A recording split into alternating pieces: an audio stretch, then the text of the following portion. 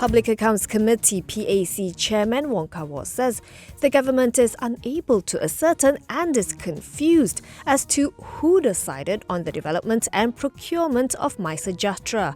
Wong told the press today that the government itself is puzzled as to which body appointed KPI Soft to develop the app in April 2020. The Ipoh Timur MP explained that the documentation records for the appointments are not clear and that the procurement process was not well handled. He pointed out that no formal contract has been entered between the government and KPI Soft since day one, aside from a non-disclosure agreement signed between the National Security Council and the company on the data collected via the app.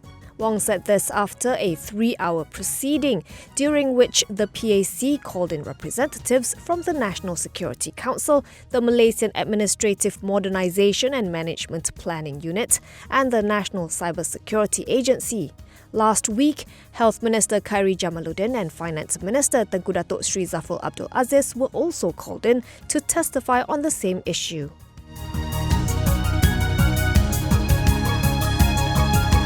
KPMG Managing Partner Datuk Johan Idris said today that former Prime Minister Datuk Seri Najib Razak's request that the audit firm sign off on 1MDB's long-delayed 2013 financial statements was more like an instruction. Johan was testifying as a prosecution witness in the 1MDB Tenor trial. He was referring to a meeting on the night of December 15, 2013 with Najib over the $2.3 billion in investments made through Brazen Sky in an unknown fund called Bridge Global SPC. Johan explained that KPMG wanted to obtain evidence on the existence, accuracy, completeness and valuation of the investment and to conduct an audit of the investments in Brazen Sky to complete the audit process. He told the High Court that KPMG had requested the said information from 1MDB since April 2013, but to no avail, which was why he and his partners went to meet with Najib at the latter's residence in Jalan Langgat Duta. However, only Johan was allowed in. During the meeting, the then PM allegedly informed Johan that he was aware of 1MDB's investments in Brazen Sky and that 1MDB could not disclose specific details regarding the investments because they were considered confidential. Najib also asked Johan why KPMG was still suspicious about the underlying assets and why the audit firm could not just rely on BSI Bank's information.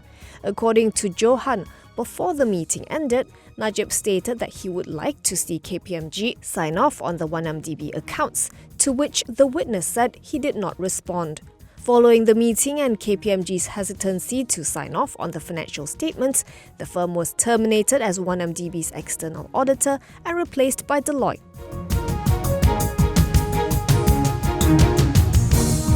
Malaysia Aviation Group or MAG, the parent company of Malaysia Airlines, booked an improved financial performance in FY21.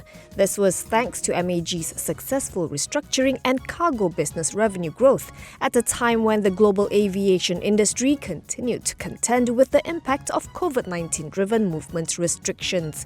The group recorded earnings before interest, taxes, depreciation and amortization (EBITDA) of 433 million ringgit, against a loss before interest, taxes, depreciation and amortization of 1.761 billion ringgit a year earlier. In a statement, MAG said its cargo business arm, MAB Cargo, saw revenue grow 52% to 3 billion ringgit in FY21 from a year earlier, while Malaysia Airlines recorded 57% higher yield in passenger revenue despite lower passenger traffic and reduced capacity last year.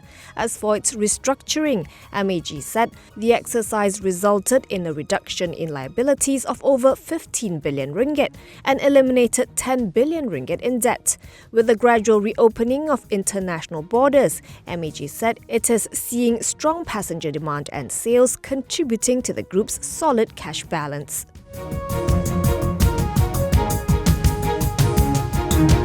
International passenger movements at domestic airports operated by Malaysia Airports Holdings or MAHB rose 52% month-on-month in March to 420,000, driven by the implementation of Vaccinated Travel Lane or VTL programs. These programs were implemented between Kuala Lumpur and Singapore, Bangkok, Phuket and Phnom Penh, and between Penang and Singapore.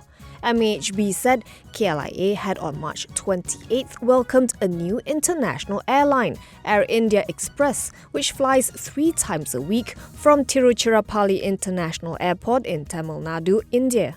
Meanwhile, MAHB's partner airlines such as Malaysia Airlines and Malindo Air have also resumed international routes, flying to Perth after Australia's borders reopened on March 3rd.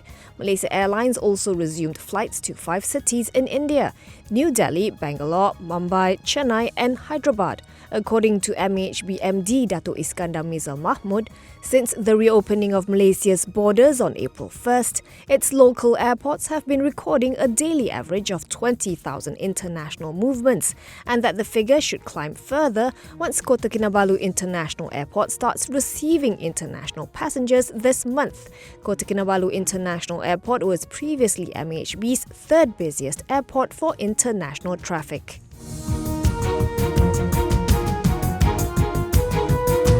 Sime Darby Plantation or SDP expects to deliver by the end of this month its impact report submission to the United States Customs and Border Protection or CBP.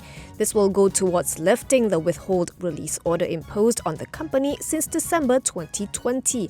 SDP Group Managing Director Muhammad Helmi Othman Bashar admitted the group missed its original targeted timeline to submit the report, which was previously set for the end of the second quarter of this year, no thanks to restrictions related to the COVID-19 pandemic.